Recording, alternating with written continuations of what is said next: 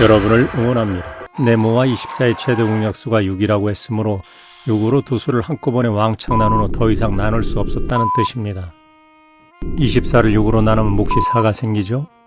이 형태에서 최소공배수를 구하는 방식은 두 가지가 있습니다. 니은자 형태의 것을 모두 곱하면 최소공배수가 나오고, 또 다른 방법은 밑에 있는 4를 네모에 곱하던가 또는 물음표를 24에 곱하면 최소공배수가 나옵니다. 니은자 형태를 곱해서 최소공배수를 구하는 방법과 밑에 있는 것을 대각선으로 곱해서 최소공배수를 구하는 방법, 그리고 또 다른 방법이 하나 있는데 여러 가지 방법을 알면 쉽게 문제를 해결할 수 있습니다. 아는 만큼 보이는 것이죠. 네모와 4를 곱해서 72가 나와야 하므로 네모는 18입니다. 18을 6으로 나누면 물음표는 3이 되겠죠. 니은자 형태를 곱하면 최소공배수 72가 나옵니다.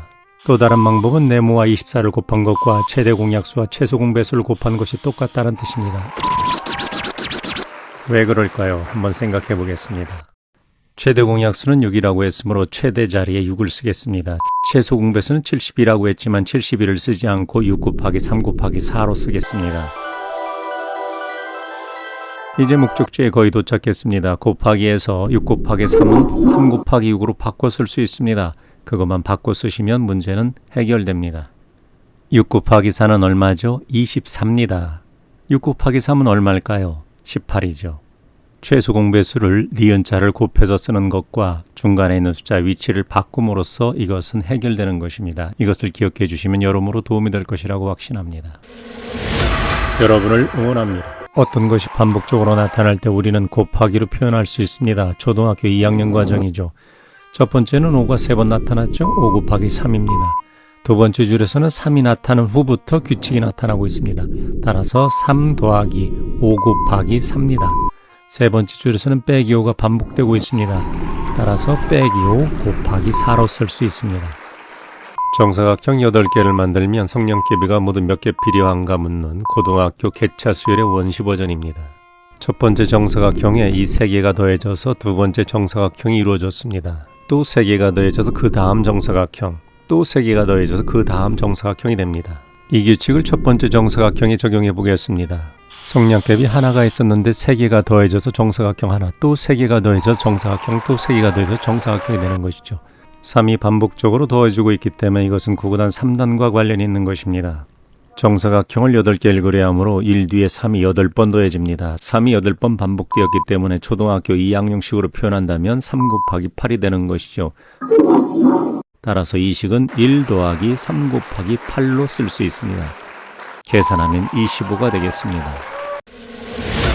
여러분을 응원합니다. 접시 1개에 앵두 8개가 놓였습니다. 중학교 1학년에서 정비례라고 배우는 것입니다. 초등학교 2학년 때는 구구단 8단이라고 배웁니다.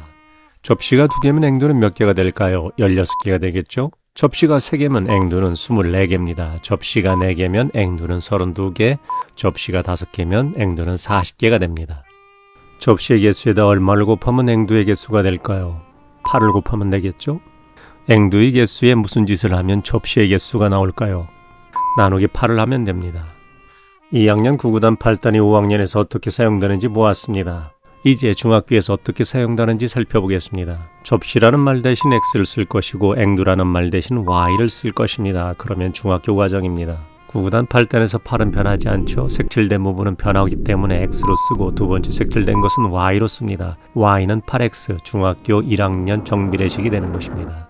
하루에 수학 문제 8문제만 풀어도 수학 능력은 성장합니다. 틀린 문제는 반드시 다시 풀어보아야 합니다. 1단원을 풀었다면 1단원을 처음부터 다시 풀어보는 것이 좋습니다. 그렇게 10번 반복하시면 수학 달인이 될 것입니다.